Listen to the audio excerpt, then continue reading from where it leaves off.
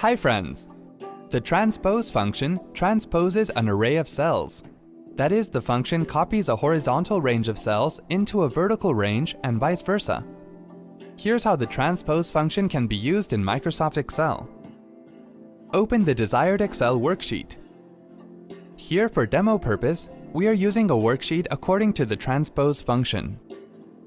Please check the web URL given in the video description below this video for complete details, that is, syntax and remarks. We are also showing you the description of each function we are going to use here. In the first example, select the cell where you want to get the function's result.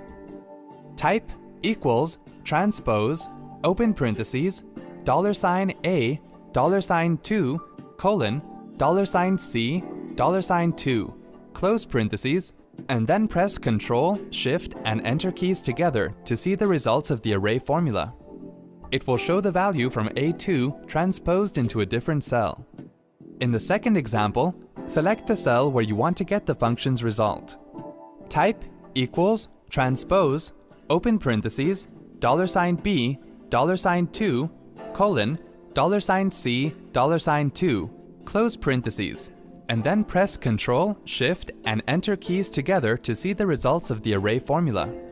It will show the value from B2 transposed into a different cell and below the value from A2 instead of to its right.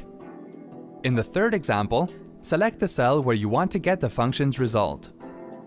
Type equals transpose, open parentheses, $C, $2, colon, $C, $2, close parentheses, and then press Ctrl, Shift, and Enter keys together to see the results of the array formula.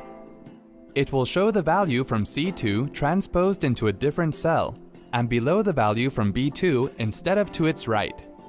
Wasn't that helpful? Thanks for watching.